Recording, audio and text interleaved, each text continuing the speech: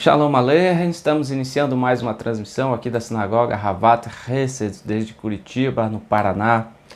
E todo sábado à tarde a gente tem se dedicado a estudar o Tratado Talmúdico de Pirkei Avot, né? Nas últimas semanas, especificamente, nós temos mostrado um pouco da liderança do homem. E a gente quer continuar falando desse assunto, abordando a liderança masculina. Por quê? Porque no objetivo inicial, Deus colocou o homem como senhor de toda a criação. Deus colocou o homem, ou sobre o homem, a responsabilidade de conduzir a criação, de dominar sobre toda a criação. Com o passar dos séculos, iniciando ali pelo primeiro pecado, né, de Adão e Eva, com o passar dos séculos, o homem foi perdendo essa liderança e deixando de lado, né? E eu quero abordar hoje, dentro do Tratado de Pirkei Avot, o início do capítulo 4, a primeira Mishnah, que fala acerca de Benzomá.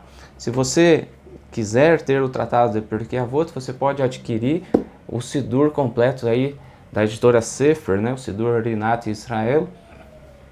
Ele traz, depois das orações diárias, as orações do Shabat, ele traz esse Tratado de Pirkei Avot, que é um tratado que fala basicamente acerca de conceitos morais para a nossa vida, né? E afinal de contas, os conceitos morais são aqueles que têm o poder de modificar a nossa vida e de nos conduzir à perfeita vontade de Deus, né? Você pode ter pleno conhecimento da Torá, você pode ter conhecimento do Talmud, mas se você não tiver uma vida moral digna, isso não vai ter efeito na sua presença diante de Deus. Isso não vai permitir que você não se aproxime de Deus de maneira apropriada, né? Então, estudamos o Tratado de Pirkei Avot, capítulo 4, a Mishnah de número 1 diz assim: Benzomá dizia: a quem se deve chamar de sábio? Aquele que aprende com todos os homens, conforme se diz, de todos os meus mestres recebi ensinamentos, e os seus testemunhos são a minha meditação. Aí o texto segue, né? A quem se deve chamar de forte, a quem se deve chamar de rico, e a gente vai entender um pouco mais dentro disso, do conceito de Benzomá, um grande rabino judeu. Bom, a quem se deve chamar de sábio? Aquele que aprende com todos os homens. E o que isso tem a ver com a liderança? Tem tudo a ver com a liderança a partir do momento em que a gente precisa entender que um líder também deve estar disposto a ouvir conselhos. Um líder que não se dispõe a ouvir conselhos, ele tende a tomar atitudes precipitadas, ele tende a fazer a sua própria vontade, e se ninguém o confrontar nas suas ideias, se ninguém falar, olha, esse caminho não é o caminho mais adequado, e se ninguém for capaz de aconselhá-lo de modo que ele possa respeitar e seguir os conselhos, esse líder tende a fracassar, né? Então, a quem se deve chamar de sábio? Aquele que aprende com todos os homens. Conforme se diz, de todos os meus mestres recebi ensinamentos, e os seus testemunhos são a minha meditação. Então, um grande líder não é aquele que acha que sabe tudo, mas é aquele que também está disposto a ouvir conselhos. Nós temos falado sobre liderança, mas a gente tem falado basicamente da liderança do homem dentro de casa, né? Quando se fala em líder, a maioria das pessoas pensa em líder como alguém que vai conduzir uma grande empresa, que vai conduzir uma grande sinagoga, que vai conduzir um grande povo, quando na verdade a liderança ela é instituída dentro de casa. Você começa a praticar a sua liderança dentro de casa. Você começa a desenvolver a sua liderança dentro de casa. E é dentro de casa que os conselhos e que a liderança vão fazer o maior efeito. Existe um texto em Eclesiastes, capítulo 4, versículo 13, que diz assim: melhor é o jovem pobre e sábio do que o rei velho e insensato que não se deixa mais admoestar. Esse texto de Eclesiastes é interessante do ponto de vista que muitas vezes as pessoas acreditam que a sabedoria está na idade, né? Os anciãos são sábios. Em grande parte é sim, porque Com a idade vem também a experiência. Você já aprendeu a lidar com situações de sucesso, situações de fracasso, na teoria. Mas na prática, eventualmente, há aqueles que se tornam reis velhos e insensatos, que não se deixam mais admoestar, que não aceitam mais ouvir conselhos, né? Ah, eu construí isso aqui sozinho, eu fiz tudo isso aqui, eu sou, tudo que existe aqui fui eu que fiz. Essas coisas tornam o rei insensato e ele não se permite mais ouvir conselhos. Que triste é a vida daquele que não ouve conselhos, que não está com os ouvidos atentos para ouvir os conselhos da palavra de Deus, dos amigos, de outros líderes, da sua esposa, né? Por que não, né? Dos filhos, dos próprios filhos, porque os nossos filhos, a gente percebe, né, que à medida que o tempo passa, o conhecimento, o nível de conhecimento, ele tende a aumentar. Conhecimento que eu digo, o nível de estudo, né? Então, há um século atrás, poucas pessoas tinham acesso ao conhecimento, né? Mas hoje, desde criança, já se aprende outras línguas, já se aprende teorias, já se aprende conceitos que são muito mais modernos, nem sempre corretos, né? Mas que traz sim mais conhecimento. E por que não usar esse conhecimento que os nossos filhos ou nossos netos trazem para nós, conhecimentos que, infelizmente, no passado a gente não teve acesso, né? Então a gente pode aprender sim com os nossos filhos, nossos netos, né? Melhor é o jovem pobre e sábio, quer dizer, a sabedoria não tem a ver com ser rico. Primeira coisa que a gente aprende aqui, a sabedoria não tem a ver com ser rico, mas o jovem pobre e sábio do que o rei velho. Então o rei normalmente é alguém que tem um status, é alguém rico, mas insensato. Então é melhor ser pobre, mas ser sábio, do que ser rico e insensato, que não se deixa admoestar. A gente vai falar um pouco a respeito disso, vamos falar daqueles que aprendem com todos os homens, né? E o nosso objetivo na aula de hoje é mostrar que o homem bom, o grande líder, é aquele que aprende a ouvir conselhos dos outros, tá? A gente já sabe, né, nas aulas anteriores aí da semana passada, da semana retrasada, a gente já viu que quando Deus criou o homem, Deus instituiu que o homem seria o líder de toda a criação, né? Salmos fala disso, outros textos falam disso e Gênesis nos mostra também um pouco disso, né? O homem deveria dar o direcionamento para todas as coisas, conduzir a terra, cuidar da terra, né? De toda a criação. Deus colocou o homem como senhor de toda a criação, um pouco menor do que os anjos o fizeste, né? E Deus coloca o homem para cuidar e zelar do jardim e proteger o jardim, proteger do inimigo. Mas o que acontece? O homem, então, Adão, permitiu que a serpente seduzisse, né, mudasse o pensamento de Eva. Deus, todo mundo sabe a história, né? Em Gênesis, lá, capítulo 2 fala disso, capítulo 3 fala disso. Deus havia colocado o homem e a mulher para cuidarem do jardim e disse que eles poderiam comer de todo o fruto da terra, exceto de uma árvore específica.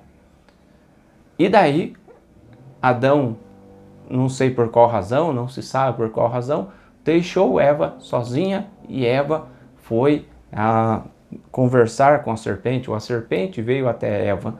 E elas conversaram, e no fim das contas Eva se deixou levar pela conversa da serpente, e aí o que acontece é que a serpente enganou Eva, e Eva comeu do fruto que não lhe era permitido.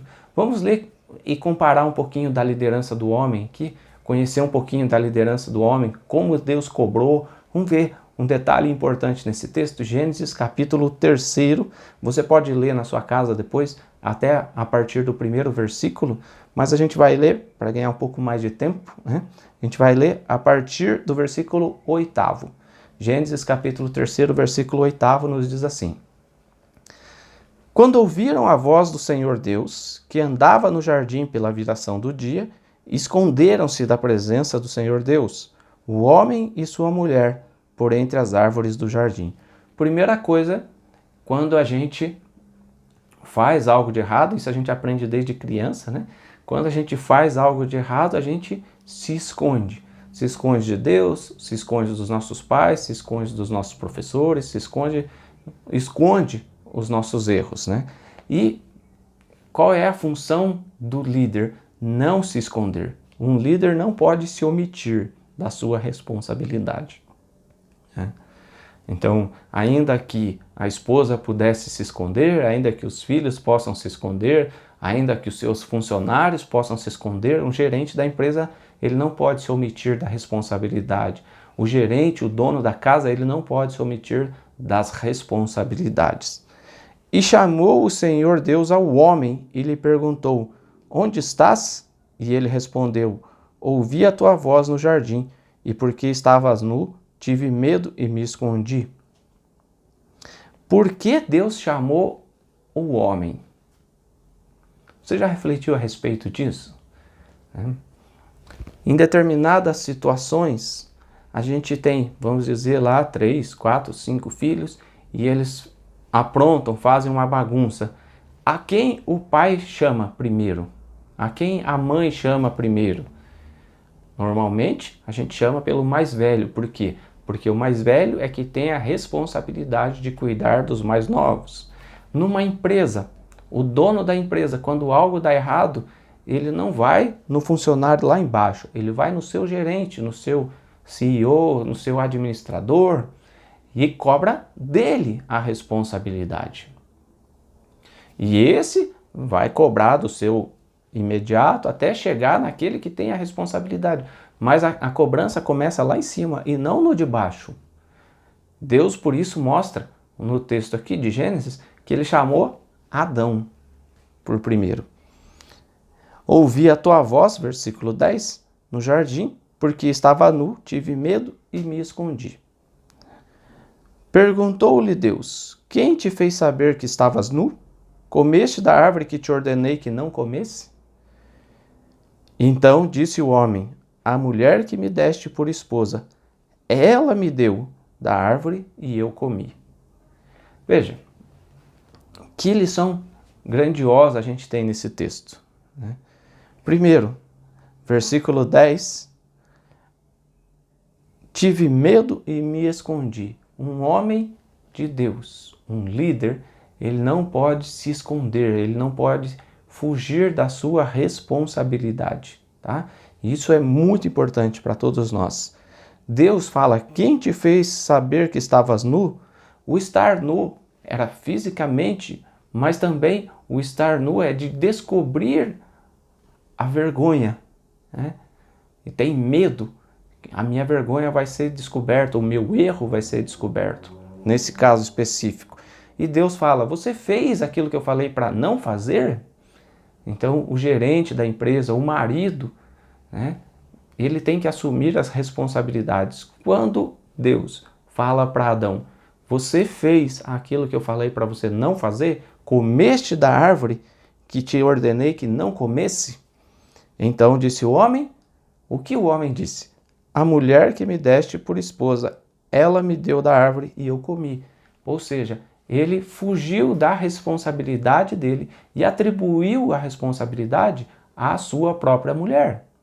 A mulher que me deste, foi ela que me deu, né? E eu comi. Isso é liderança?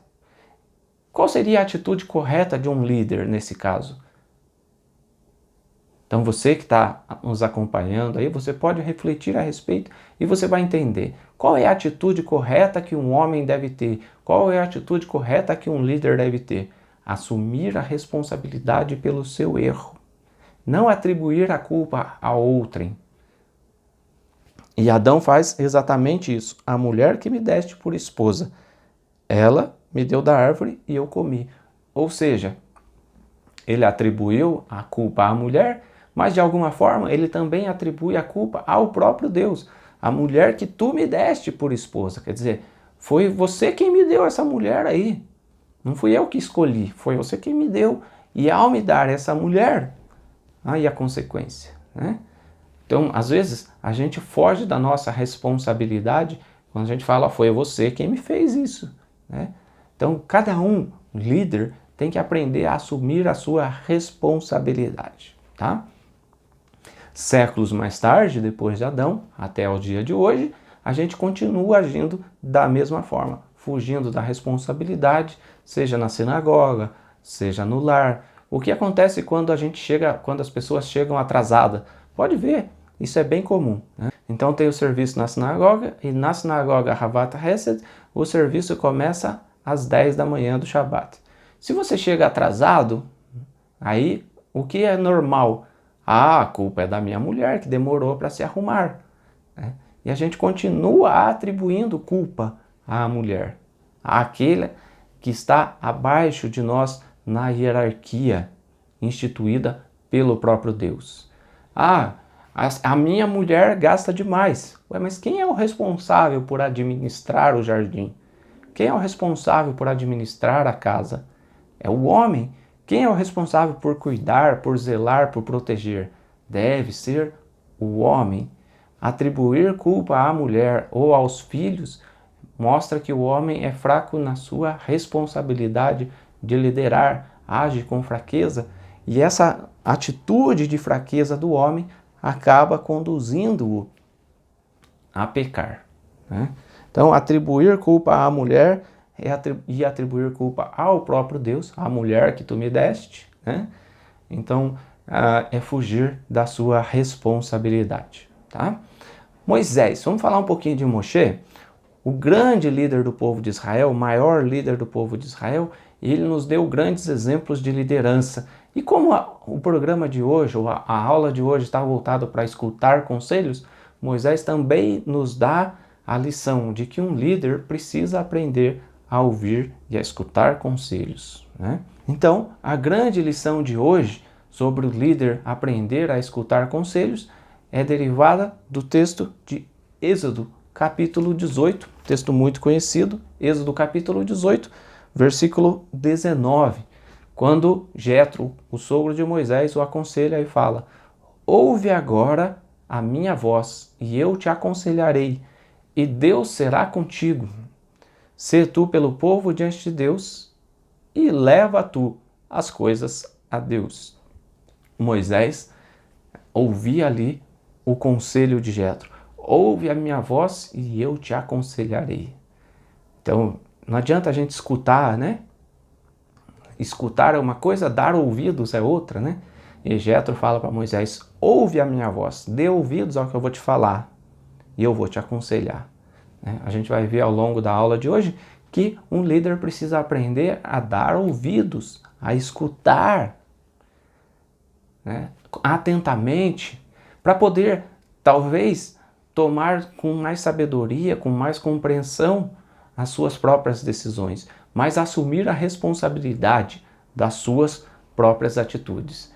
O fato de eu ouvir o conselho de alguém não significa que esse conselho esteja certo, né? Não significa que essa pessoa esteja bem intencionada. Então, um líder também precisa aprender a discernir de quem ele vai tomar conselhos. Com pessoas mais velhas, com pessoas mais jovens, com pessoas mais maduras, com pessoas que já vivenciaram aquela situação, independentemente da idade, né? Existem pessoas mais velhas que não vivenciaram situações que, às vezes, um jovem vivenciou. Então, quem está mais apto para te aconselhar em determinada situação, nem sempre é a idade, mas é aquilo que a pessoa já vivenciou, né? Olha, eu passei por essa situação e isso teve tal reflexo na minha vida. Você pode tomar esse caminho, ou você pode tomar esse caminho. O caminho que eu escolhi foi esse e deu certo, ou o caminho que eu escolhi foi esse e deu errado. Então, se você tomar o mesmo caminho, provavelmente você vai sofrer as mesmas consequências que eu sofri. Então, tome um caminho diferente, mude, tente outra estratégia, né? Então, um líder, ele pode ouvir conselhos, mas a responsabilidade continua sendo dele. Não é do conselheiro especificamente, mas a responsabilidade de seguir ou não os conselhos cabe ao líder. E a gente vai ver isso ao longo da lição de hoje, né?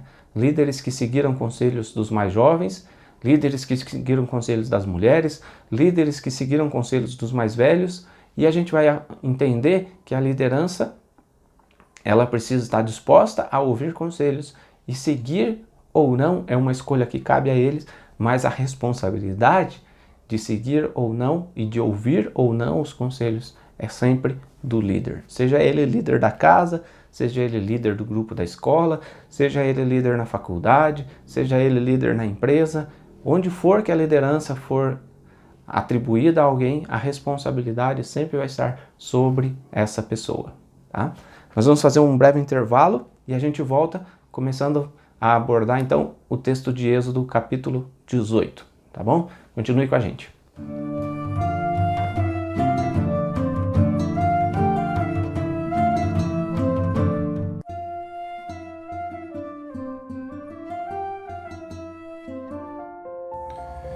Os vídeos de nosso canal são gratuitos e nossa sinagoga é mantida através de ofertas voluntárias de pessoas que apreciam nosso trabalho.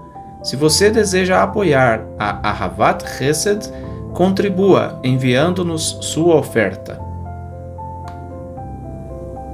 Banco Itaú, agência 9313, conta corrente 12693, dígito 1.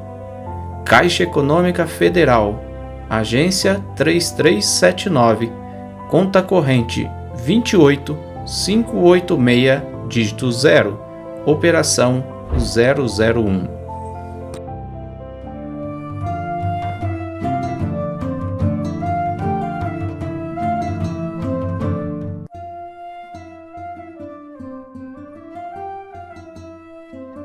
Voltando então com o nosso estudo de hoje, né, falando sobre a liderança e o ouvir conselhos, a gente vai então dar início à leitura do texto de Êxodo capítulo 18.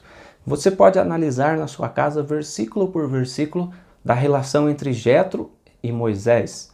Aqui nós vamos tentar resumir e abordar apenas alguns aspectos que são mais relevantes, mas eu espero que você tire tempo na sua casa para analisar esse contexto todo, tá?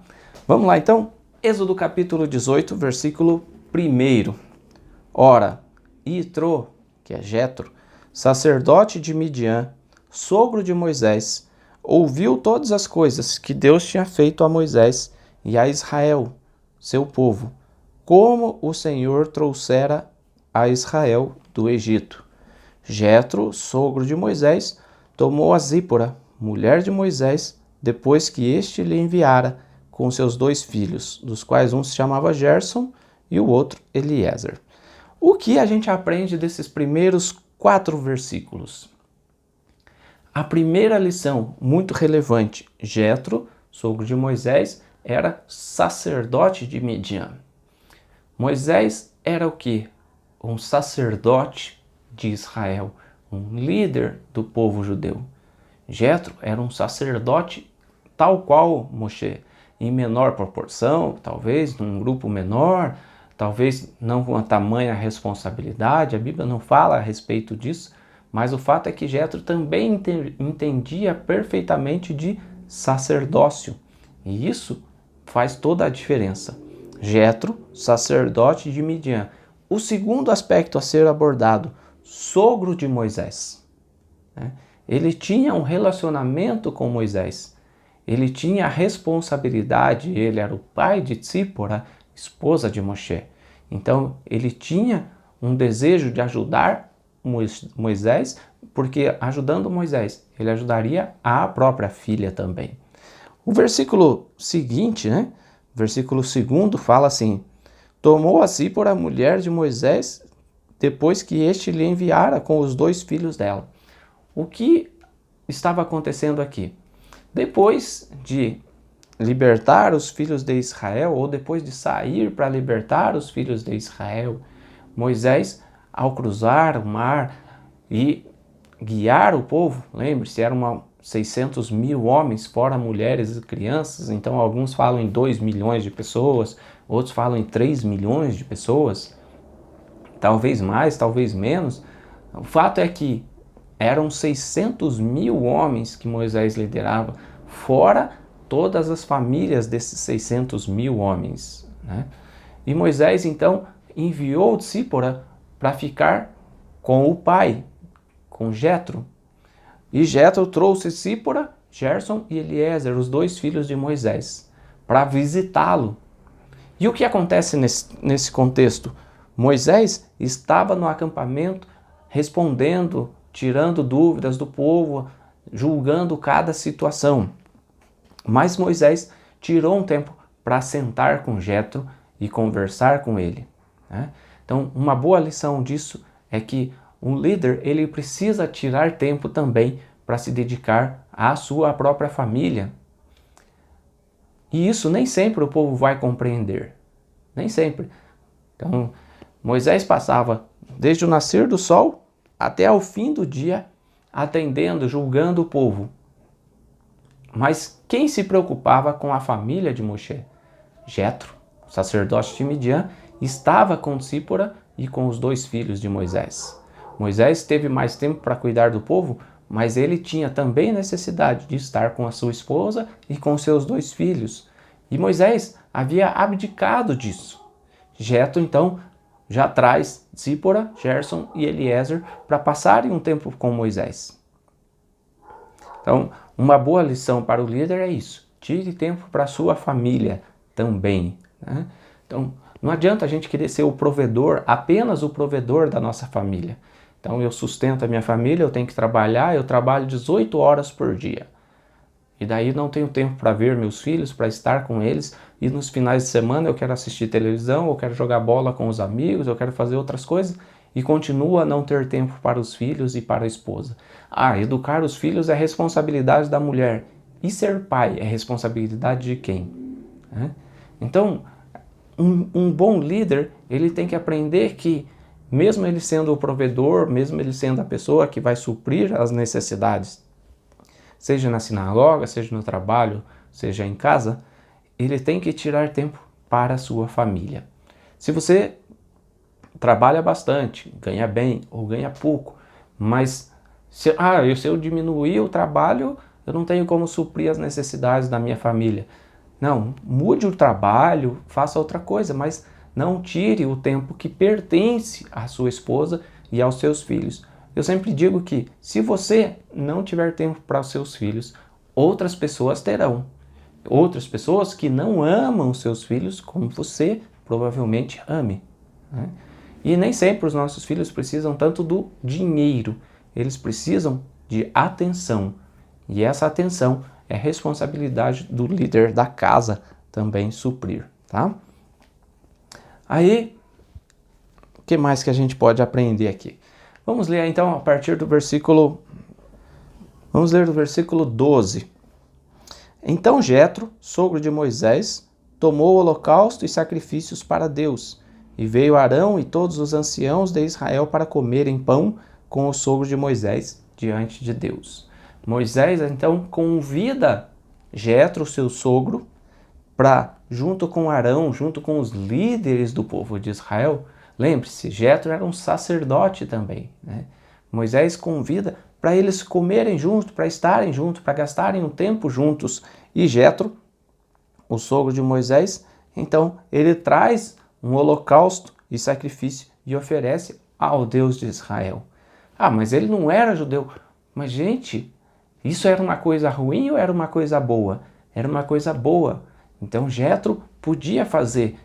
Moisés estava tentando aproximar Jetro do Deus de Israel, né? Então um líder tem que saber também construir relacionamentos. E ele não simplesmente se reuniu com Jetro, mas ele trouxe seu irmão Arão, que veio a ser o sumo sacerdote do povo judeu mais tarde, e trouxe também os anciãos do povo de Israel para estarem juntos, para aprenderem, para compartilharem, para ter uma troca de experiências com Jetro, né? Para poderem conversar. Nos versículos anteriores fala que Moisés contou tudo o que Israel tinha passado, mas no primeiro versículo ali já fala que Jetro tinha ouvido. Jetro tinha ouvido, mas ele podia ouvir de novo de Moisés tudo aquilo que Deus havia feito para com os filhos de Israel. E Moisés conta e Jetro se alegra. Sim, se a gente falar dos feitos poderosos do nosso Deus, talvez as pessoas possam se alegrar conosco, né? E Jetro teve a oportunidade de estar com Arão e com os líderes, os conselheiros ali do povo de Israel. Um líder de verdade, ele não teme que um outro líder, no caso Jetro, possa influenciar negativamente os seus liderados. Não, você pode assistir. Então, às vezes, um líder fala, não pode assistir outros rabinos, não pode assistir, é só aqui, é só aqui. Não, eu não sou o dono da verdade absoluta. Outros grandes rabinos podem trazer grandes ensinamentos para as pessoas, né? Então eu consulto e falo basicamente do Tratado de Pirkei Avot, mas a gente consulta o Talmud. O que é o Talmud? São ensinamentos de grandes rabinos da história do povo judeu, né? Desde o século I, ali, o século II, até o século VI, quando foi concluído a escritura do Talmud. Tem grandes ensinamentos dos rabinos, lições poderosas, valiosas para a nossa vida, que vão nos ensinar, por exemplo, como se usa o tefilim, qual o horário, né? Quais são as orações, qual o melhor horário para rezar. Então são coisas que acrescentam a nossa fé, a nossa prática cotidiana na presença de Deus, né? E a gente precisa exatamente disso. Vamos aí, versículo 13 em diante, o que nos diz? No dia seguinte, assentou-se Moisés para julgar o povo, e o povo estava em pé diante de Moisés desde a manhã até o pôr do sol. Vendo, pois, o sogro de Moisés tudo o que ele fazia ao povo, disse: Que é isto que fazes ao povo? Por que te assentas só e todo o povo está em pé diante de ti desde a manhã até o pôr do sol? E respondeu Moisés a seu sogro: É porque o povo vem a mim para consultar a Deus. Uma grande lição que Jetro nos ensina é que ele viu, né, no versículo 13, Moisés estava assentado, e no versículo 14 inicia: Vendo, pois, o sogro de Moisés. Um líder, ele precisa aprender a ver toda uma situação, todo um contexto à sua volta. E não apenas ver, Jetro foi perguntar para Moisés: O que é isso que você está fazendo? E Moisés, então, mas Jetro já não tinha visto? Sim, mas nem sempre aquilo que a gente vê corresponde de fato à realidade. E daí Moisés, falando com ele, fala: O povo vem a mim para consultar a Deus. Moisés sabia da sua responsabilidade, ele representava Deus diante do povo. Talvez o que precisava Moisés era aprender a compartilhar com os outros a responsabilidade. E foi esse o conselho de Jetro a Moisés.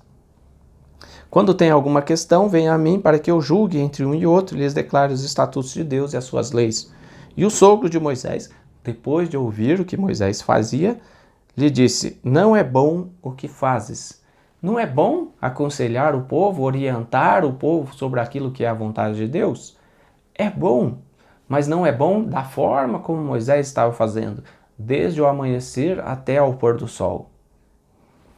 E isso Jetro fala para ele: Sem dúvida desfalecerás, tanto tu como este povo que está contigo, pois isto é pesado demais para ti, tu só não o podes fazer.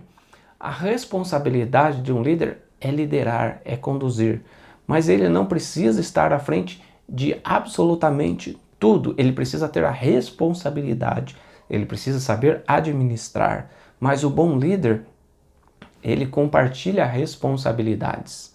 E Moisés então ouve de Jetro que não era bom o tipo de responsabilidade que Moisés estava colocando sobre si. Lembre-se, Moisés, quando o povo de Israel saiu do Egito, Moisés tinha 80 anos já. E aqui já havia passado algum tempo, já que o Moisés estava guiando o povo. Menos de um ano, com certeza, porque depois de um ano é que foi erguido o tabernáculo. Aqui ainda não existia o tabernáculo.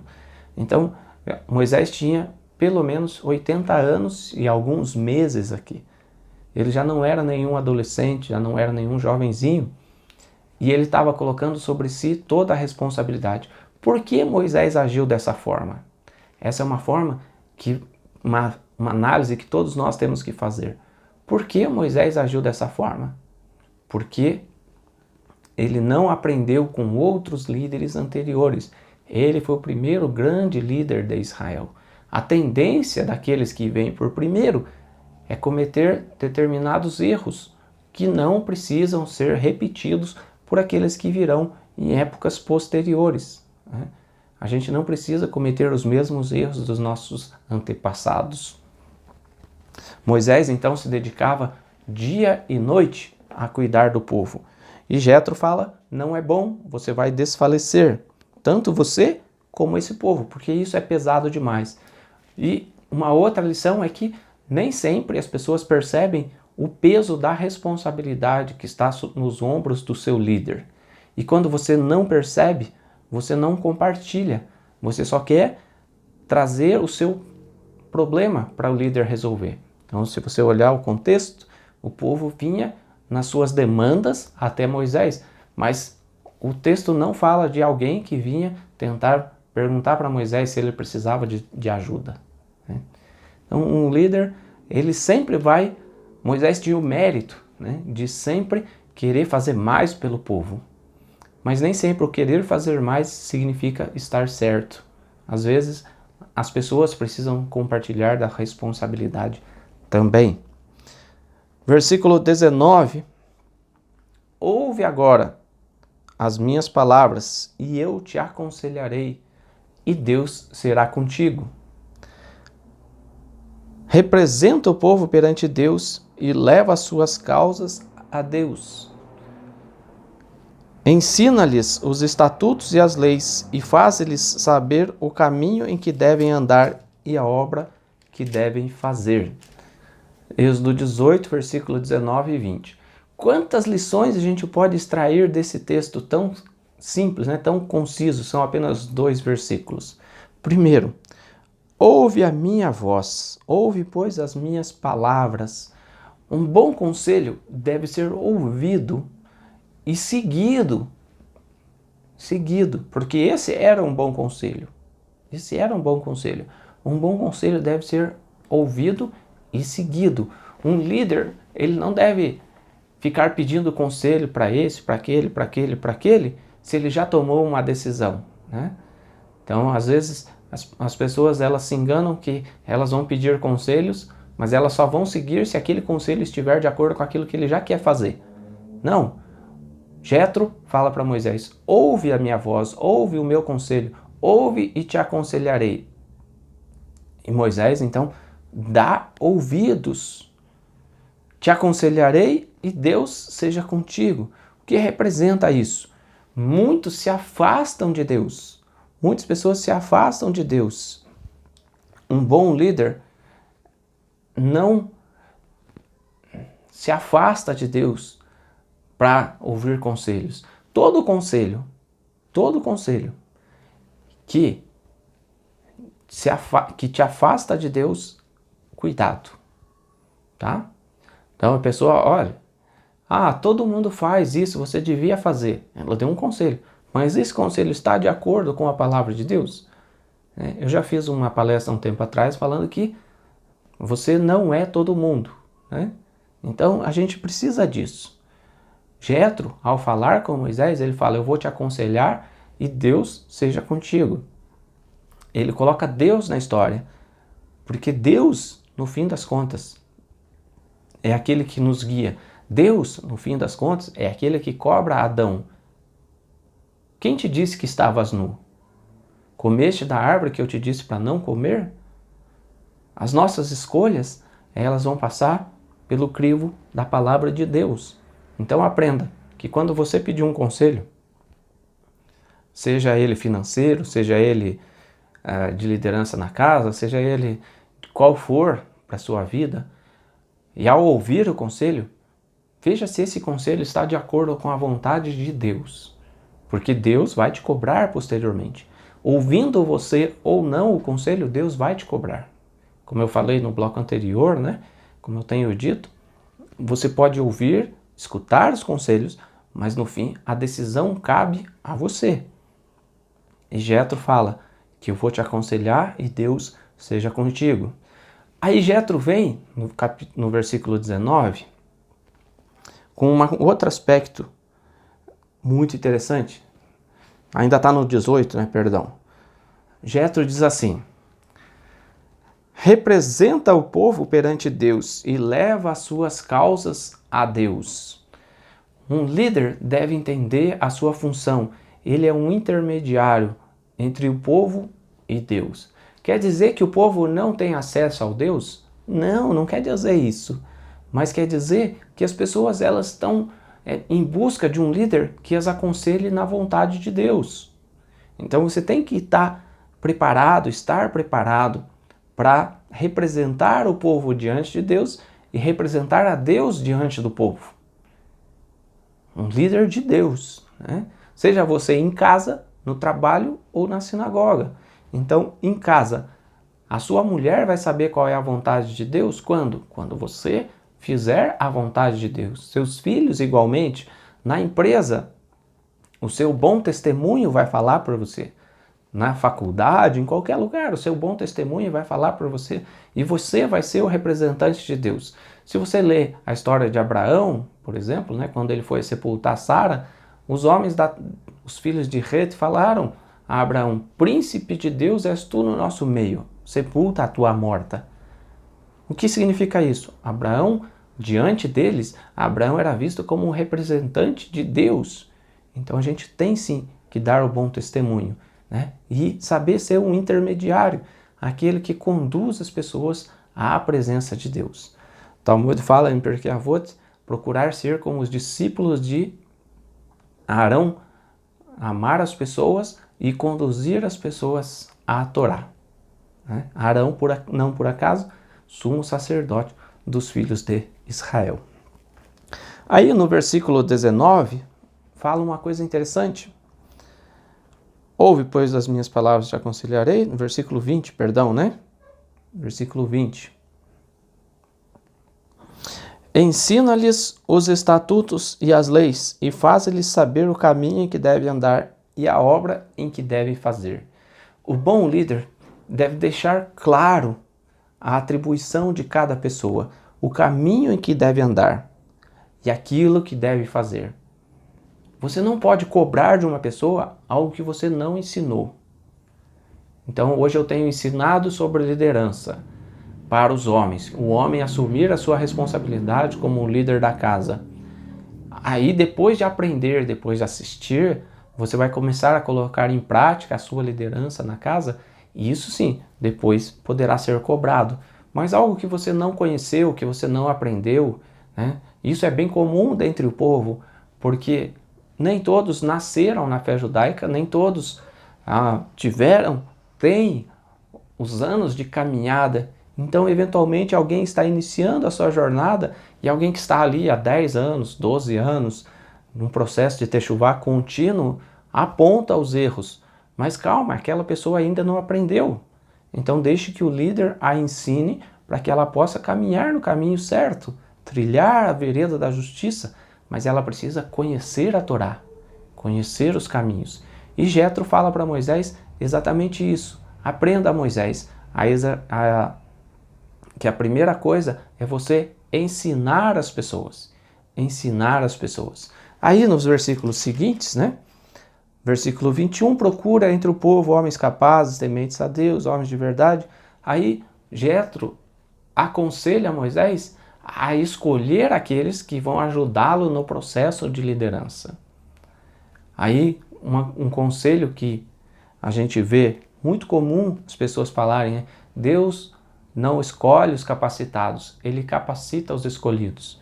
Mas de acordo com esse texto, procura dentre o povo homens capazes. A primeira atribuição que Jetro fala a Moisés para escolher dentre o povo são homens capazes. Mas, Deus não capacita os escolhidos? Não, Deus escolhe os homens capacitados e dá a eles a oportunidade de exercerem a sua função, a sua capacidade em plenitude. Mas Deus não escolhe pessoas incapazes. Deus escolhe pessoas capazes. E você, como líder, é plenamente capaz de exercer uma liderança de maneira correta na sua casa. Mas então por que muitas pessoas hesitam e não seguem os conselhos? Aí a gente cai no versículo inicial que eu falei para vocês. Melhor é o jovem pobre e sábio do que o rei velho e insensato, que não se deixa mais admoestar. Ainda que aquele saia do cárcere para reinar, ou nasça pobre no reino destes. Essa é uma referência a José do Egito, né? Quando ele nasceu pobre no reino, quer dizer, ele chegou no Egito como um escravo, mas Deus o fez crescer. Deus o fez crescer. Deus era com ele. E o rei do Egito, Faraó, homem sábio, homem prudente, seguiu os conselhos. Ele viu em José uma sabedoria e ele colocou José como grande governador do Egito posteriormente, né? O que acontece é que, infelizmente, muitas vezes as pessoas acham que ouvir conselhos vai rebaixá-las, vai fazer com que elas... toda vez eu tenho que pedir conselhos para o meu líder, toda vez eu tenho que pedir conselhos, parece que eu não tenho capacidade. Não! Ouvir conselhos demonstra justamente a sua capacidade, a sua humildade de estar diante de uma liderança. Não perde a autoridade aquele que ouve conselhos, aquele que escuta esse ou aquele líder e busca seguir as recomendações. Isso não te diminui, isso não faz de você menor, isso não faz você perder a sua autoridade diante das pessoas, você não é despreparado, nada disso, tá? Apenas seguir conselhos vai permitir que você se torne cada vez mais sábio. A Bíblia fala, em Provérbios, fala que a gente não deve repreender ou redarguir o tolo, né? Porque a gente vai arranjar um inimigo, mas ensinar, corrigir, aconselhar o sábio e ele vai se fazer mais sábio ainda. Então a gente tem que ter cuidado com relação a isso. Ouvir conselhos não significa que você é menor, tá? Provérbios capítulo 9, versículo 8 e 9 fala assim: não repreendas o escarnecedor, para que não te aborreça. Repreende o sábio, e ele te amará. Dá instrução ao sábio, e ele se fará mais sábio ainda. Ensina ao justo, e ele crescerá em prudência. Ouvir bons conselhos é sinônimo de sabedoria. Busque conselhos sempre de pessoas que são capacitadas, de que sejam experientes naquilo que você está buscando. Não se alinhe com pessoas, com jovens despreparadas.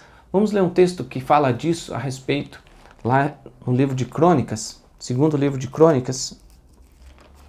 É um texto muito interessante, o capítulo 10, talvez já tenha sido bastante conhecido por vocês, do versículo 8 ao 13. Fala assim: porém, ele desprezou o conselho que os anciãos lhe tinham dado e tomou conselho com os jovens que haviam crescido com ele e o serviam. Então, está falando de Roboão. Ele deixou de ouvir conselho dos anciãos mais sábios para tomar conselho com quem? Com os jovens, não com outros jovens, mas com jovens que tinham crescido com eles e o serviam. Jovens que já tinham a mesma vivência que ele. Então não tem muito o que acrescentar a ele. E o serviam, quer dizer, qual desses jovens iria falar algo que o contrariasse?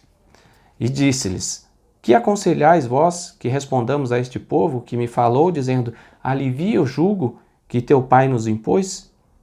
E os jovens que haviam crescido com ele lhe disseram: assim falarás ao povo que te disse: teu pai fez pesado o nosso jugo, mas alivia-nos de sobre nós, assim lhe farás. Meu dedo mínimo é mais grosso do que os lombos de meu pai. Assim que, se meu pai vos impôs jugo pesado, eu ainda vou-lo aumentarei. Meu pai vos castigou com açoites, porém eu vos castigarei com escorpiões. Será que esse era um bom conselho? Será que esse era um bom conselho? Veio, pois, Jeroboão e todo o povo ao terceiro dia, a Roboão, como o rei lhe ordenara, dizendo: voltai a mim ao terceiro dia. E dura resposta lhes deu o rei, porque o rei Roboão desprezara o conselho dos anciãos. Como eu já falei, nem sempre é o conselho dos anciãos. Isso a gente pode ver no próprio Talmud, tá? A gente vai ver dentro do Talmud e no próprio Tanar, na própria Brit Hadashah, né? A gente vai ver a respeito disso. Os discípulos de Yeshua eram jovens, né?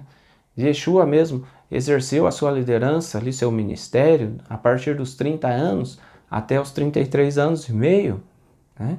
Então ele não exerceu a liderança com 100 anos, mas Moisés exerceu a liderança a partir dos 80 anos.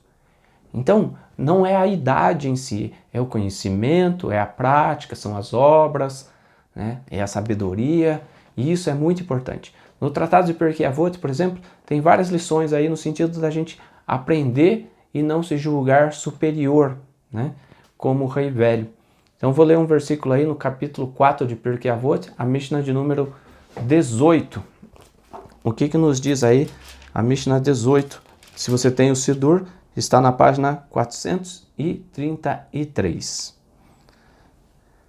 Rabi Nehorai dizia: procura habitar num lugar onde se ensine a lei divina. Não penses que a ciência correrá para ti, ou que os teus colegas a porão ao alcance da tua mão, e não te fies só na tua inteligência. Ou seja, não confie só na tua inteligência. Procura estar no meio de pessoas sábias. Porque quando você está no meio de pessoas sábias, você consequentemente vai aprender. Ainda que você não fale nada, ainda que você não se julgue um sábio, você vai estar crescendo no conhecimento. O Salmos, capítulo 1, fala que a gente não se assente na roda dos escarnecedores, né? Por quê? Porque aquele que se assenta na roda dos escarnecedores, ele vai aprender o quê? A escarnecer, a zombar, a contar piadas. Ele não vai aprender a palavra de Deus, né? Mas Pirkei Avot nos mostra que a gente deve buscar a companhia de pessoas sábias, tá? Versículo 27, aí na mesma página 433, um outro Rabbeinu Meir fala assim: não consideres a vasilha, mas o seu conteúdo. Há vasilhas novas, cheias de vinho velho, e há vasilhas velhas que não contêm sequer vinho novo. Do que ele estava falando aqui? De vinho ou de conhecimento? Não consideres a vasilha, mas o seu conteúdo. Há vasilhas novas cheias de vinho velho, ou seja, de conhecimento da Torá, de coisas, de conhecimento da sabedoria.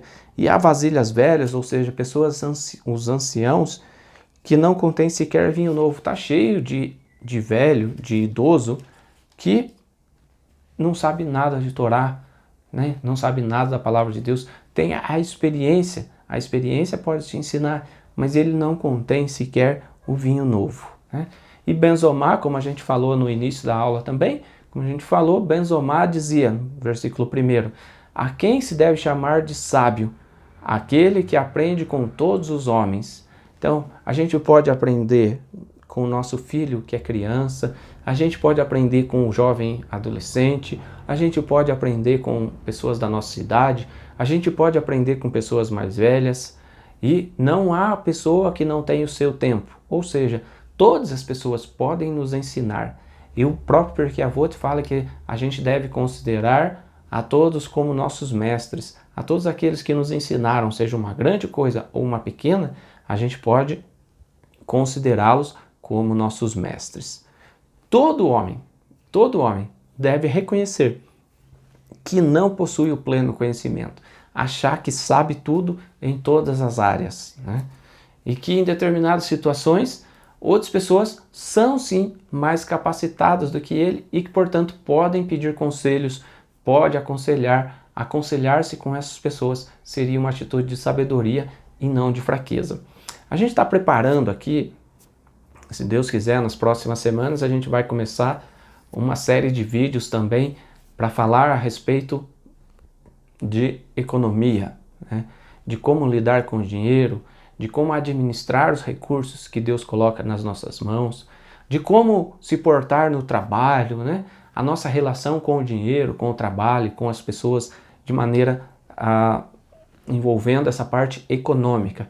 E, se Deus quiser, a gente vai contar com a participação de um homem formado em economia e que ele vai poder dar conselhos. Ele administrou empresas e a gente está tentando ver ainda, preparando para poder gravar esses vídeos para vocês, mas isso vai ser bom para você, para a sua vida profissional. E por que eu não posso fazer essas aulas sozinho? Posso fazer? Posso fazer, mas tem alguém que tem um preparo melhor e maior nessa área. Então o ensinamento dele vai enriquecer muito mais a vocês. Então a gente vai fazer junto, como a gente tem feito, eu e o Rosh Malahi, né, a gente tem compartilhado Aí a carta aos Romanos, ele tem trazido conceitos do Talmud, e a gente vai trazer novos conceitos a cada dia, né? Ou conceitos antigos sobre um novo olhar, sobre a vista dos dias atuais, aquilo que a gente pode colocar em prática para enriquecer a vida das pessoas. Então, um líder não pode querer que só ele ensine, só ele dê a resposta, só ele sabe tudo. Não, a gente não sabe tudo, né? Já vivi situações com líderes que queriam ajudar as pessoas, queriam escolher os carros que as pessoas iriam comprar. Nada contra, mas ele estava habituado com um carro velho. Daí você vai querer comprar um carro 0 km, o líder nem sabe, nunca andou num carro 0 km, né? Então ele não é uma pessoa apropriada para te dar conselhos nesse ou naquele aspecto, né? Um líder é aquele que ele vai aconselhar, ele vai guiar, mas ele não tem que estar necessariamente mandando na vida das pessoas em todo o tempo, né? Não é isso, tá? Uma liderança boa, ela não faz basicamente só a vontade dele, mas ele pensa sempre, como Moshe pensava, no bem-estar do seu próprio povo. Moshe pensava no bem-estar do povo de Israel e ele agiu de maneira errada no começo, mas Jetro o aconselhou logo no primeiro ano, né? Moisés já com 80 anos, mas Jetro o aconselha e Moisés segue os conselhos de Jetro. Primeiro ensina os líderes e depois seleciona os líderes que vão ajudá-lo a conduzir o povo, né? Agir sozinho, será que é prova de sabedoria? Será que é prova de sabedoria aquele que quer conduzir o seu povo, o seu rebanho? Só eu que mando, aqui só eu que mando, só eu que sei? Não, com certeza não, né? Com certeza não. Não é esse o título ou o caminho mais prudente a ser tomado. Moisés não agia sozinho. Moisés, no começo, ele não sabia como agir nesse aspecto, mas quando Jetro o aconselha, ele forma uma liderança, um colegiado, tinha 600 líderes de 1000, né? Daí tinha líderes de 100, de 50, de 10, enfim. São líderes que iriam ajudar os líderes que estavam acima, que nada mais é do que um organograma de uma grande empresa, né? Ah, mas você está falando que o povo de Israel era uma empresa? Não, não estou falando isso. Eu estou falando que a forma de administrar que Jetro propôs a Moisés era como as empresas são administradas até os dias atuais, né? Prova da sabedoria, prova do bom conselho que Jetro deu a Moisés. Provérbios capítulo 11, versículo 14, fala assim: não havendo sábia direção, o povo cai, mas na multidão de conselheiros há sabedoria. Ou seja, quando é um só, a tendência é o povo estar caindo. Mas quanto mais conselheiros tiver, na multidão de conselheiros, há segurança, né? Há segurança. Onde não há conselhos, Provérbios capítulo 15 fala assim: onde não há conselhos, fracassam os projetos. Mas com muitos conselheiros há bom êxito. Com medidas de prudência farás a guerra, na multidão de conselheiros está a vitória. Provérbios 24, versículo 6. O que esses textos nos mostram? Que, principalmente o versículo 22 do capítulo 15, onde não há conselho, fracassam os projetos. Projetos, gente. Então, quando você inicia um projeto na sua casa, então, olha, eu quero aumentar a casa aqui. Que ideia você tem, minha esposa? Ela vai dar um conselho. Ah, vamos consultar um pedreiro. Ele vai falar: olha, se fosse você, eu faria dessa forma aqui. A casa é sua, mas você podia fazer dessa forma. Ah, ok. Vou consultar um engenheiro civil. Afinal de contas, eu não estudei engenharia para construir uma casa. Vou consultar um engenheiro. Vou consultar um arquiteto, um decorador de interiores. E você vai pegando as ideias para formar, para construir a sua casa. Isso vale. Que carro eu vou comprar? Você pode pedir conselho para alguém que seja mecânico, para alguém que seja um vendedor de carros, mas o vendedor, como é que o vendedor vai me aconselhar? Ele vai falar: esse carro, quando você for revender, ele perde muito valor, esse aqui perde menos, isso aqui assim, isso aqui vai te trazer uma segurança, esse carro aqui ele é mais seguro, esse carro aqui ele é mais barato, mas ele é assim. Você pode pegar um carro um pouco mais velho que te dê uma condição melhor de conforto, né? Então, são várias situações, aí são muitas variáveis em todas as situações da vida. Que escola, que faculdade eu vou escolher para a minha vida? Ah, então, tem essa área está em crescimento. Ah, mas é isso que você gosta, é isso que você pretende fazer, esse é o seu dom. Quantas pessoas fazem faculdade apenas baseado no, esse aqui ganha mais? E são pessoas frustradas, seja economicamente, seja profissionalmente, né? Porque escolheram baseados apenas no dinheiro. Não, a gente tem que escolher baseado nos dons que a gente tem. Por isso a gente pode pedir conselhos das pessoas, né? Então, os projetos alcançam êxito quando a gente pede conselho para as pessoas, tá? Nenhum rei na época bíblica governava sozinho. Todos tinham os seus conselheiros. Até hoje, né? Até hoje tem. Nenhum presidente da república governa sozinho.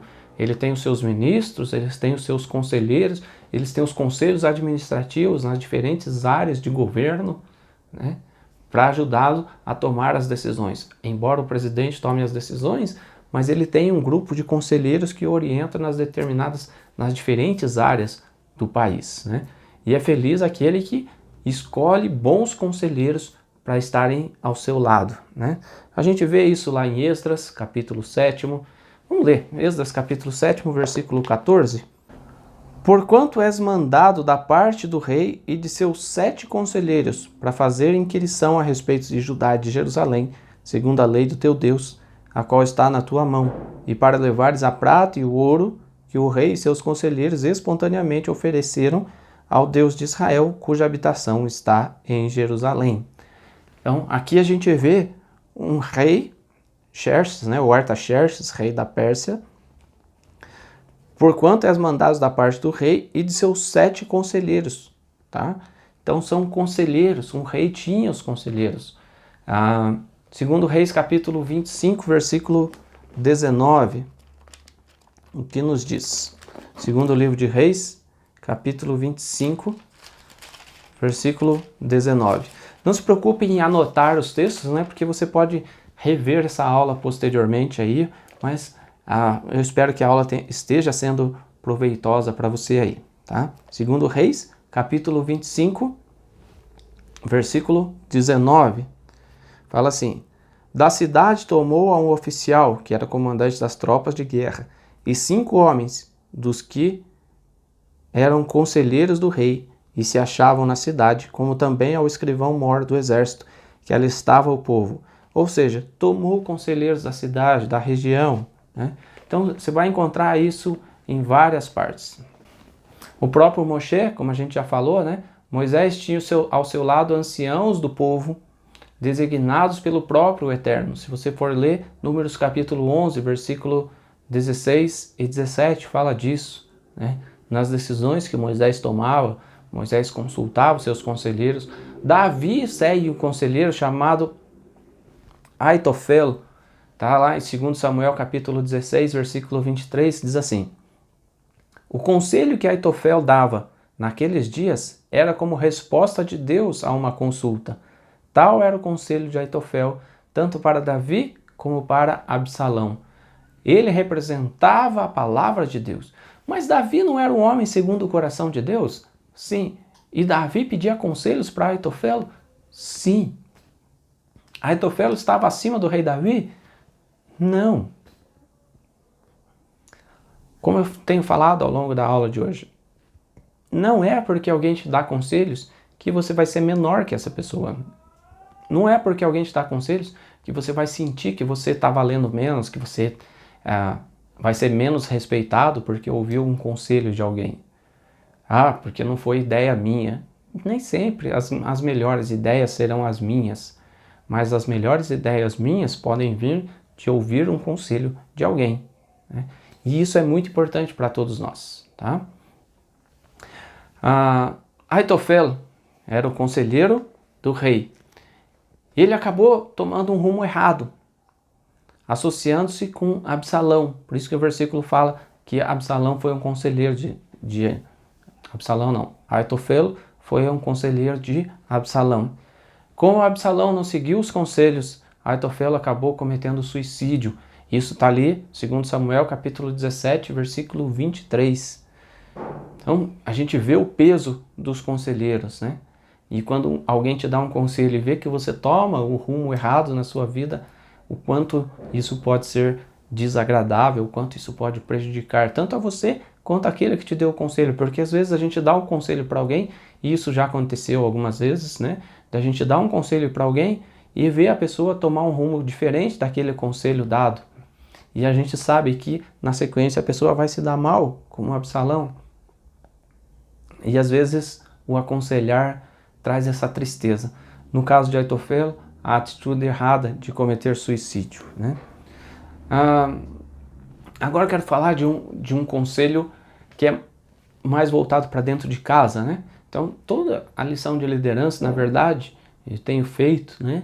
E vou fazer as próximas lições aí para mostrar para vocês a parte da liderança do homem dentro de casa, que é a primeira liderança fundamental para o homem, né? E aí, agora eu quero entrar no conselho das mulheres, né? É muito difícil um homem ouvir o conselho da própria esposa. Veja, a gente se casa, quando eu me caso com um propósito de ter uma companheira, alguém que me ame, alguém que esteja ao meu lado em todas as situações, que me ajude, né? Afinal de contas, Eva foi criada para ser uma ajudadora de Adão. A mulher foi criada para ser uma auxiliar, uma ajudadora idônea ao marido, que esteja diante dele, na frente dele, que possa o confrontar em determinadas situações. E aí o homem, ele se casa, mas ele não sabe para que serve a sua esposa. Ele acha que ela é uma serva dele. Não, uma esposa é uma companheira, alguém que está ao seu lado para o instruir, para o orientar no momento que você estiver desorientado, para ajudar a tomar as decisões. No fim, as decisões cabem ao marido. Então, é isso que você precisa entender e é isso que nós homens precisamos entender. As decisões do casamento, as grandes decisões, elas cabem ao marido. Isso não quer dizer que ele não deva escutar o conselho das mulheres. E eu quero falar um pouquinho de alguns desses conselhos das mulheres. Embora eu já tenha falado em algumas porções da Torá há uns dias atrás, eu falei sobre isso mais resumidamente, né? Eu quero falar mais profundamente com vocês a respeito disso agora. No próximo bloco, a gente vai falar só da relação homem, o conselho da esposa. Continua aí com a gente.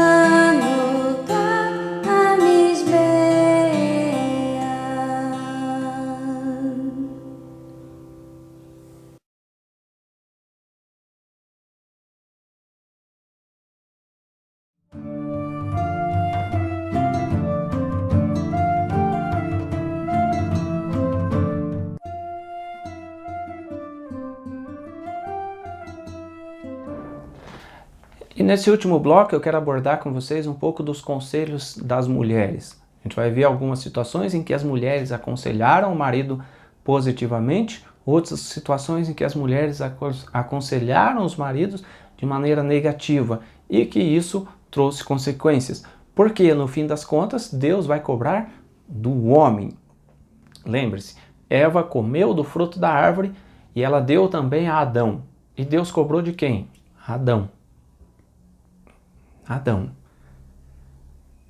No caso de conselhos das esposas, o homem, ele pode ouvi-las, mas cabe a responsabilidade a ele tomar as decisões.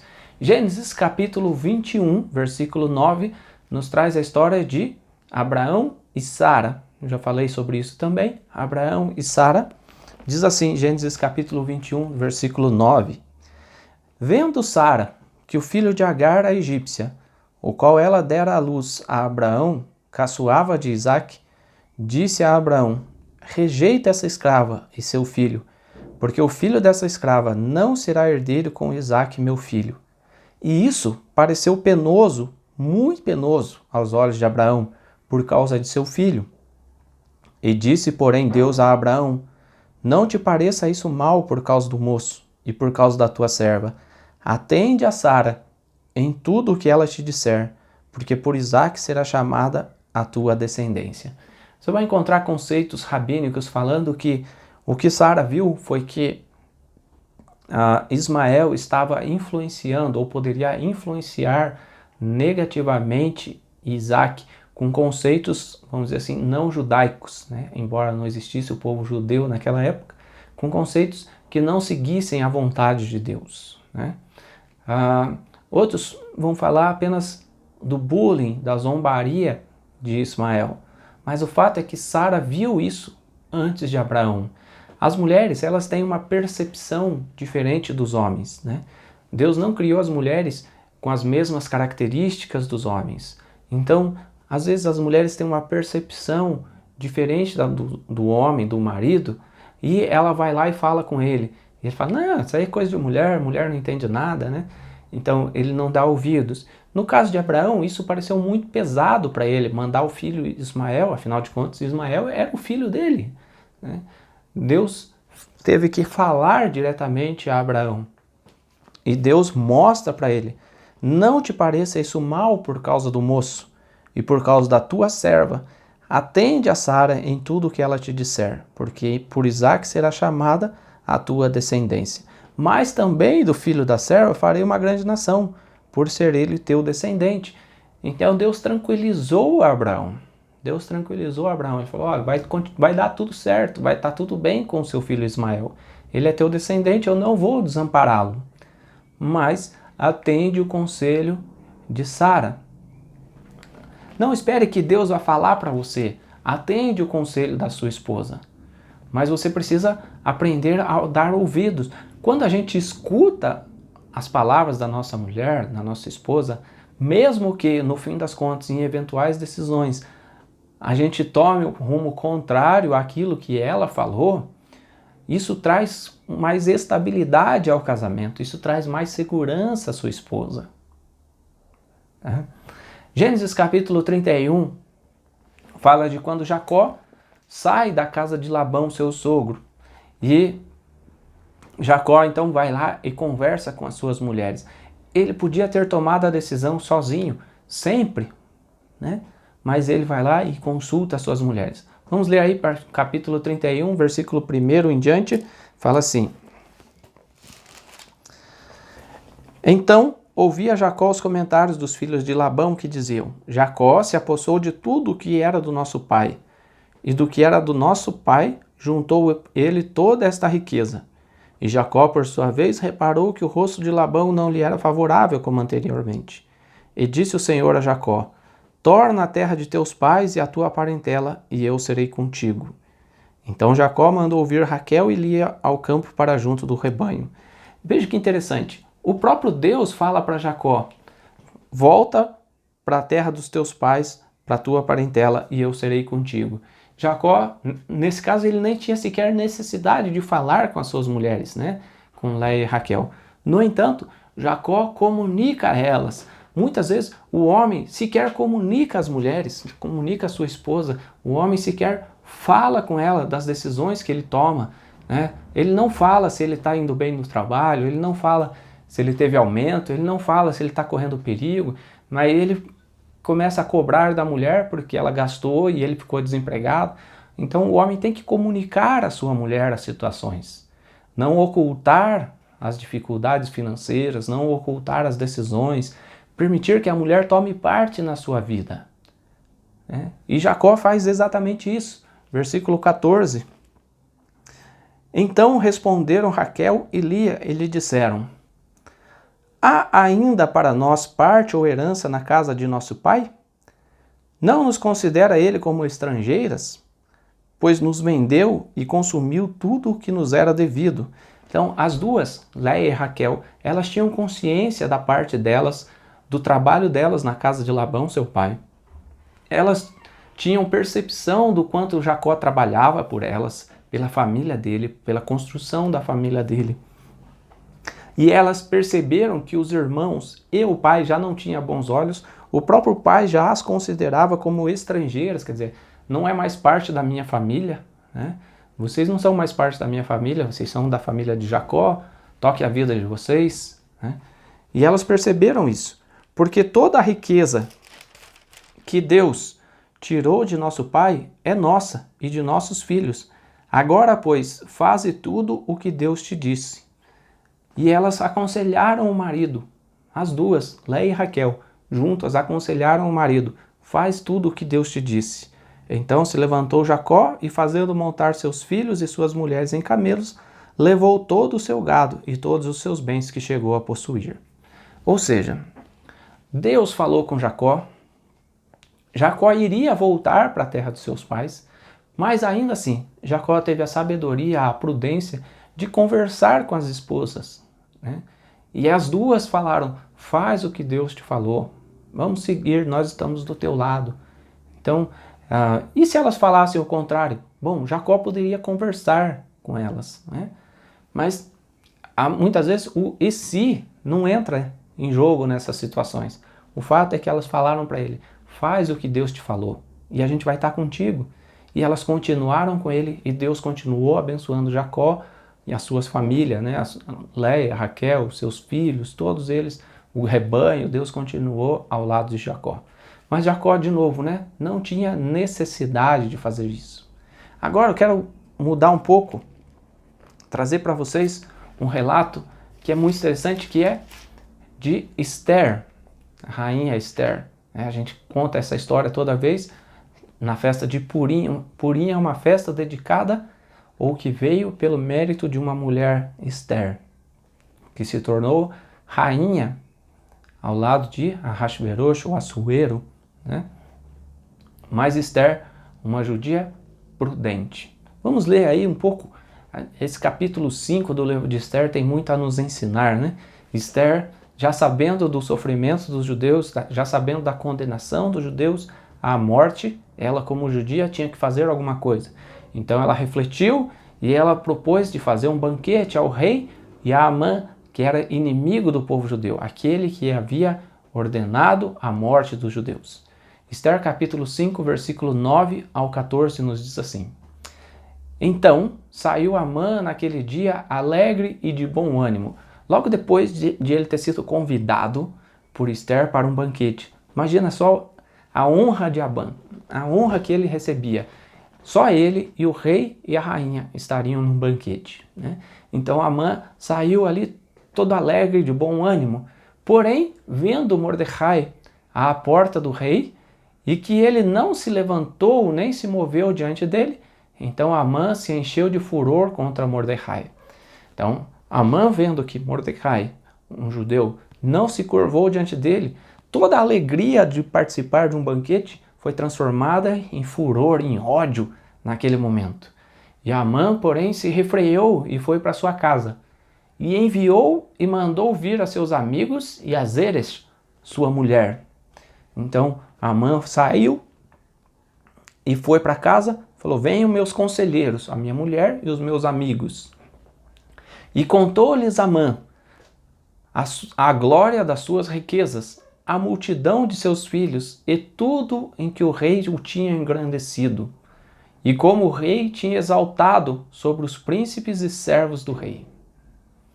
Disse mais Amã: tampouco a rainha Ester a ninguém fez vir com o rei ao banquete que tinha preparado, senão a mim.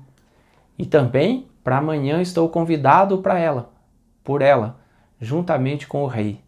Porém, tudo isso não me satisfaz. Então, Amã descreve a sua situação e fala: tudo isso não me satisfaz.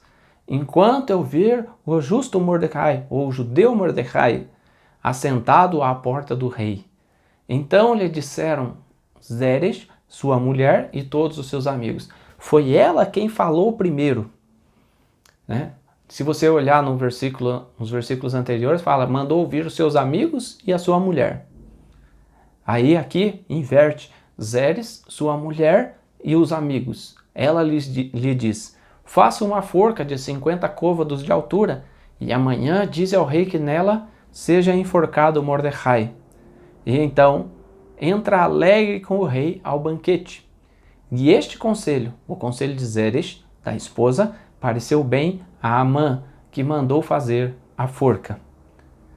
Zeres, a mulher de Amã, podia ter aconselhado a Amã de diferentes formas, né?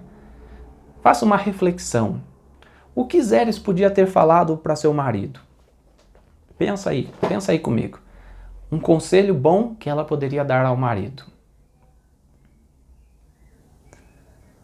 Amã estava felizão de participar de um banquete, né? Zeres podia ter falado muitas coisas, mas ela podia simplesmente falar: Amã, meu marido, você é rico, poderoso, você foi convidado para um banquete com a rainha, só você, a rainha e o rei, que honra, você está preocupado com o Mordecai? Pare, né? As mulheres podem acalmar o coração do marido. Elas podem falar: olha, você é bom, você tem tantas coisas. Não se preocupe com determinadas situações. No entanto, Zeres fala para ele: faz uma forca e enforca Mordecai. E esse conselho pareceu bom. Por quê? Porque ele estava com o coração cheio de ódio e tudo que ele precisava ouvir era alguém que falasse para ele: olha, faz aí, mata ele. Tudo que ele queria ouvir naquele momento era isso. E nem sempre os bons conselhos são aquilo que a gente quer ouvir, mas os bons conselhos são aquilo que a gente precisa ouvir. Zeres podia ter falado para ele: olha, você é rico, você é poderoso, para que se preocupar? Mordecai não tem nada, né? Você é cheio de honra, você é rico, você é poderoso, você foi convidado para um banquete. Ela podia falar: Amã, nós temos 10 filhos já, olha, nós somos abençoados, veja quanta coisa boa a gente tem, para que se preocupar com Mordecai? Você está se preocupando excessivamente com uma pessoa. Todo o restante do reino se dobra diante de você. Você é um príncipe do rei.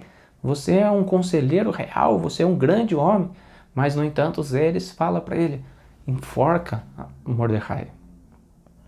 Então, veja o poder, né? E a gente sabe, né? A história fala, né, que Amã acabou enforcado na forca que ele preparou para Mordecai, né? Quanta coisa seria diferente se Zeres pudesse aconselhar positivamente. Mas ela era má, tal qual o seu esposo, tal qual o seu cônjuge. Você, mulher, pode acalmar a ira do seu marido nos momentos difíceis, né? Não estimule o seu marido a atos de violência, não estimule o seu marido a situações que possam no futuro causar constrangimentos, né? Às vezes um amigo comprou um carro, alguém comprou um carro, o homem se enche de inveja, ele fala: não, eu vou lá, eu vou comprar um carro igual, eu vou financiar o carro. Aí a mulher pode falar: não, mas olha, o nosso carro já é bom, para quê? Para que financiar outro carro? Para que assumir uma dívida? E às vezes a mulher, também movida pela ganância, pela inveja: não, vamos lá e vamos comprar um melhor. E daí depois, Deus nos livre, né? Mas pode acontecer do homem perder um emprego e continuar com a dívida do carro. Então, prudência. Falta isso para os homens, falta isso para as mulheres. Amã foi aconselhado pela sua mulher. Seguir o conselho é uma escolha que cabe a cada um. Amã ter seguido o conselho de Zeresh fez com que ele morresse na mesma forca que ele preparou para Mordecai, né? Tem um outro texto na Torá que eu quero compartilhar com vocês, tá em Números capítulo 16. Corah, filho de Issar, filho de Coate, filho de Levi, tomou consigo a Datã, Abirão, filhos de Eliabe, e Aon, filho de Pelete, filho de Ruben. E levantaram-se perante Moisés com 250 homens dos filhos de Israel, príncipes da congregação, eleitos por ela, varões de renome, e se ajuntaram contra Moisés. Esse capítulo 16 fala da rebelião de Coré, Datã e Abirão. Todo mundo fala Coré, Datã e Abirão, mas Coré, Datã e Abirão não foram os únicos. Aqui fala de Eliabe e On, filho de Pelete, filhos de Ruben. Aí, lá na frente, o texto da Torá fala, no versículo 32, diz assim: E abriu a sua boca e os tragou com as suas casas, como também todos os homens que pertenciam a Coré e a todos os seus bens. Por que eu estou lendo esse texto? Porque aqui, no comentário do Rumash da Torá, na página 439, nos diz assim: E tragou-os. No primeiro versículo desta paraxá foi mencionado, ao lado de Corah, Datã e Abirão, o nome de On, que não apareceu na revolta final. Basta ler o verso 27. O Talmud, no Tratado de Sanhedrin, menciona a este propósito o versículo de Provérbios: A mulher sábia edifica a sua casa, mas a insensata a derruba com as suas mãos. Provérbios capítulo 14, versículo 1. A mulher sábia faz alusão à hábil esposa de On, que fez seu marido ficar em casa e não sair naquele dia, o que o salvou da morte. E a mulher insensata é a esposa de Corah, que incitou seu marido à briga. Foi por isso que Corah resolveu destruir Moisés e sua obra. Ou seja, a mulher de On, sequer mencionado o nome dela na Torá, ela foi capaz de fazer com que o seu marido mantivesse a vida, né? Continuasse vivo, né? A mulher de On, ela deu um conselho para ele e ele seguiu o conselho da esposa. E ao seguir o conselho da esposa, isso preservou a vida de On. Ao passo que a mulher de Corah o incitou a buscar o cargo ou a função ou o status de Moshe.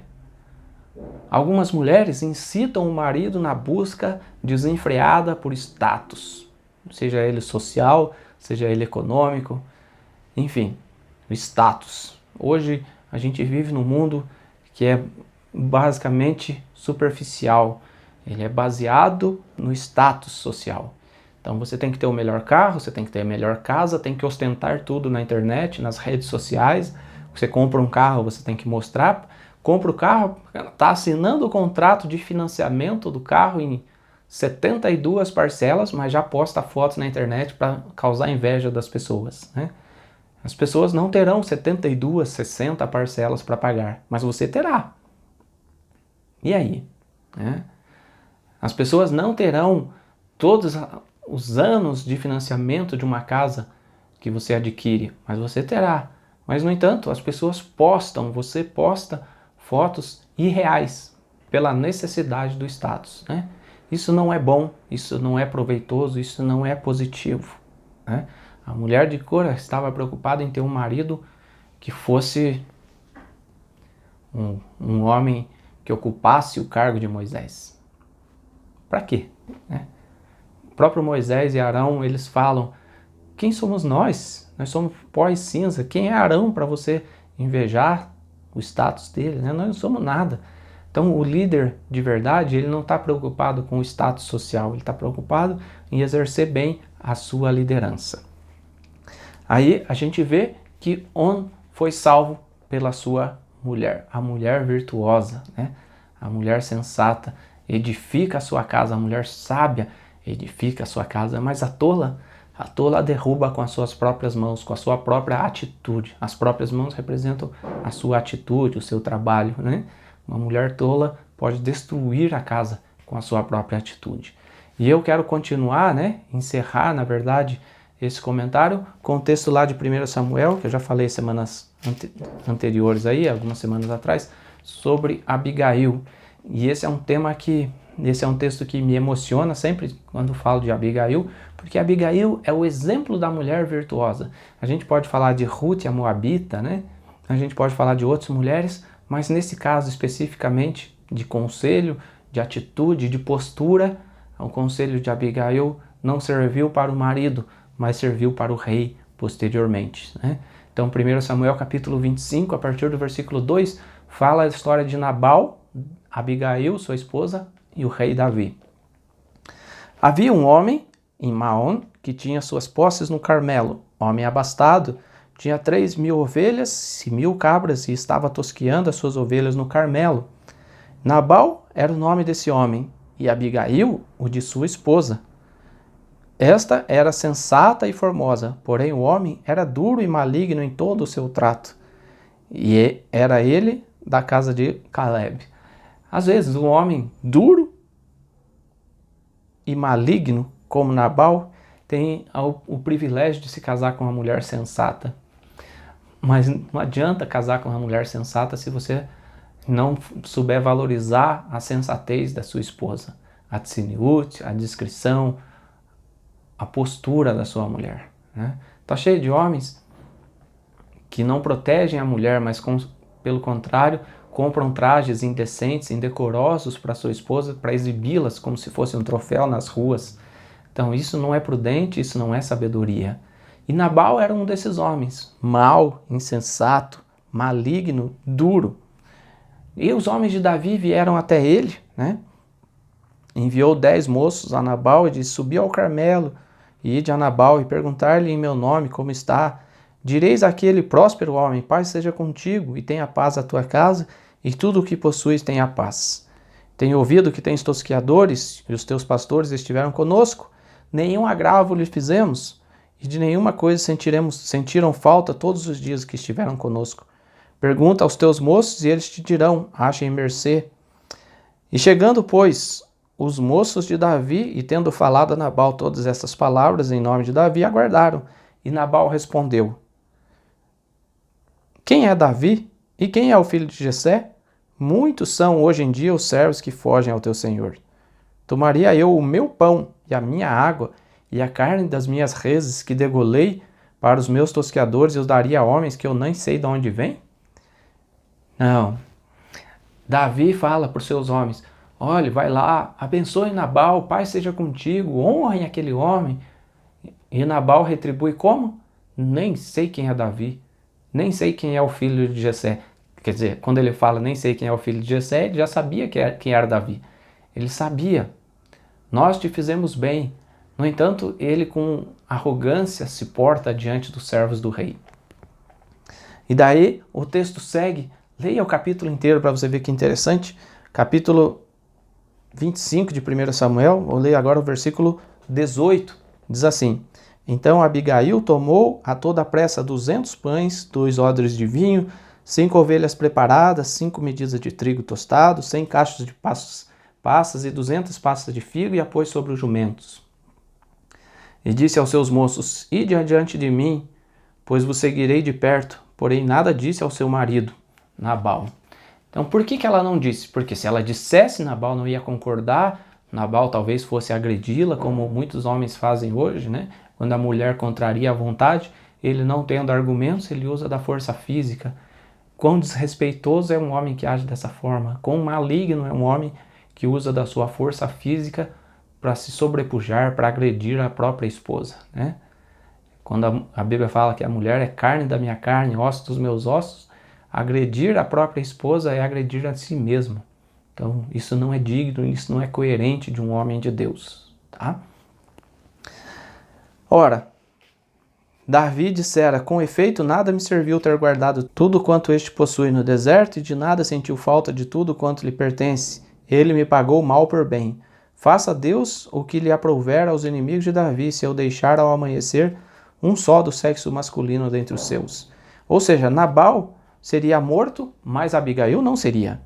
E vendo, pois, Abigail a Davi, apressou-se, desceu do jumento e prostrou-se sobre o rosto diante de Davi, inclinando-se em terra, e lançou-se-lhe aos pés e disse: Ah, Senhor meu, caia a culpa sobre mim. Permita-me falar a tua serva contigo, e ouve as palavras da tua serva. Assim como Deus fala para Abraão, ouve a voz de Sara, Abigail fala para Davi, ouve as palavras da tua serva. Não se importe o meu senhor com este homem de Belial, a saber, com Nabal, porque o que significa o seu nome, ele é. Nabal é o seu nome, e a loucura está com ele. Eu, porém, tua serva, não vi os moços do meu senhor que enviastes. Agora, pois, meu senhor, tão certo como vive o Senhor e a tua alma, foste pelo Senhor impedido de derramar sangue e de vingar-te por tuas próprias mãos, como Nabal sejam os teus inimigos e os que procuram fazer mal ao meu senhor. Este é o presente que trouxe a tua serva, a meu senhor. Seja ele dado aos moços que seguem ao meu senhor. Perdoa a transgressão da tua serva, pois de fato o Senhor te fará casa firme, porque pelejas as batalhas do Senhor, e não se ache mal em ti por todos os teus dias. Veja, Abigail abençoa Davi, pede perdão a Davi pelo pecado dela, sendo que o pecado foi de Nabal. Qual foi o pecado dela? O pecado dela, aos olhos delas, foi de não ter visto os servos de Davi chegando. Se algum homem se levantar para te perseguir e buscar a tua vida, então a tua vida será atada no feixe dos que vivem com o Senhor teu Deus. Porém, a vida dos teus inimigos, este a arrojará como se a atirasse na cavidade de uma funda. E há de ser que, usando o Senhor contigo, segundo todo o bem que tem dito a teu respeito, e te houver estabelecido príncipe sobre Israel, então, meu Senhor, não te será por tropeço, nem por pesar ao coração o sangue que sem causa vieres a derramar e o te haveres vingado com as tuas próprias mãos. Quando o Senhor te houver feito o bem, lembrar-te-ás da tua serva. Então disse Davi a Abigail, verso 32, Bendito o Senhor, Deus de Israel, que hoje te enviou ao meu encontro, e bendita seja a tua prudência, e bendita sejas tu mesmo, que hoje me tolheste a derramar sangue, e de que, por minha própria mão, me vingasse, porque tão certo como vive o Senhor Deus de Israel, que me impediu de que fizesse tal mal, se tu não te apressasses e não me vieras ao encontro, não terias ficado a Nabal até ao amanhecer, nenhum sequer do sexo masculino. Então Davi recebeu da mão de Abigail o que esta lhe havia trazido e lhe disse, sobe em paz à tua casa. Bem vês que ouvi a tua petição e a ela atendi. Davi viu a atitude, ouviu o conselho de Abigail. Não faças mal, deixa, não. Para que você vai sujar a tua mão com esses homens? Não faz isso. Nabal, meu marido, esse é o nome dele, é loucura, ele é louco. Não faz isso não mata ele. E voltou Abigail a Nabal, verso 36, e eis que ele fazia um grande banquete em casa, como banquete de rei, e o seu coração estava alegre, e ele já muito embriagado, pelo que não lhe referiu ela coisa alguma, nem pouco, nem muito, até o amanhecer.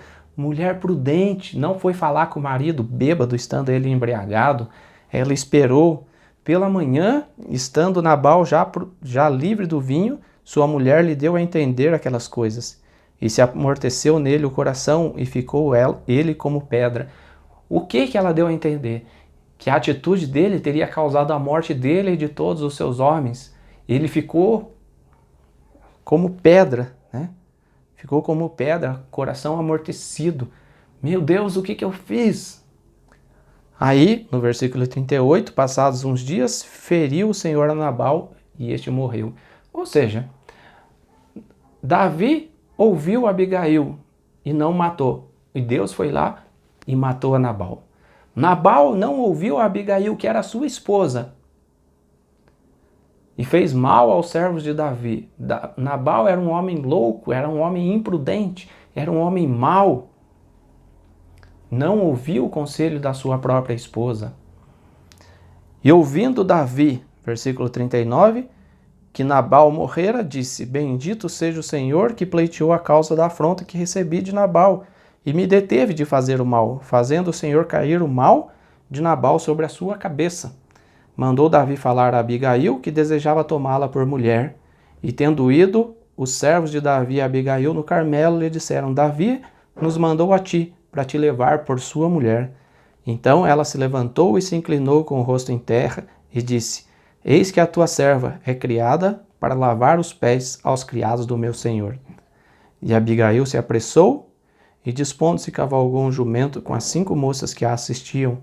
E ela seguiu os mensageiros de Davi, que a recebeu por mulher. Abigail foi digna, foi merecedora de se tornar esposa do rei Davi, o maior rei de Israel. Sabe por quê? Porque ela era uma mulher prudente. E sabe por que Davi teve o mérito de se casar com Abigail? Porque ele ouviu o conselho de uma mulher prudente, mesmo sem ter se casado com ela. Um grande líder, um homem de Deus, ele tem que aprender a ouvir conselhos. Seja da mulher, seja dos filhos, seja do patrão, seja de um companheiro de ministério. Não pode ser arrogante. Um líder de Deus ouve conselhos. Aprenda a ouvir os conselhos. Tome as suas próprias decisões, mas baseado em conselhos de pessoas sábias. Não tome decisões por conta próprias, movidas pelo ímpeto, por arrogância ou por demonstrar-se forte ou sábio, mas tome conselho antes de tomar qualquer atitude. Assim, você vai poder estabelecer os seus projetos e os seus projetos alcançarão êxito na presença de Deus. Essa é a essência de um conselheiro, de um sábio, de um homem que é capaz de exercer a sua liderança com maturidade. Ouça conselhos, aprenda a ouvir os conselhos. Olhe para sua esposa, para a mulher que caminha ao teu lado e aprenda a ouvir os conselhos dela. Possa tomar você as suas decisões com sabedoria e que Deus te abençoe. Tanto a você, o homem que nos acompanha, e tanto a você, mulher. Que você possa ser uma mulher prudente como Abigail e que possa ser merecedora de se casar com um rei. Tá bom? Que Deus nos abençoe. A gente volta numa outra transmissão ao longo da semana. Mas inscreva-se no canal para vocês, clique no sininho aí para você ser notificado a cada nova transmissão. Se você quiser participar do nosso grupo de WhatsApp, mande mensagem para mim. O WhatsApp aparece aí na descrição do vídeo, né? 41 99680 1918. E a gente vai poder trabalhar junto, aconselhar você e quem sabe você também nos aconselhar e que juntos possamos fazer os nossos projetos alcançarem êxitos pela bondade e misericórdia de Deus, tá bom? Grande abraço, que Deus te abençoe, Shavua Tov. Não se esqueça, estamos chegando à festividade de Hanukkah. Preserve aí, separe já as suas 44 velas para acendê-las, lembrando do milagre de Hanukkah. Que Deus os abençoe, Shalom, até a próxima, tchau.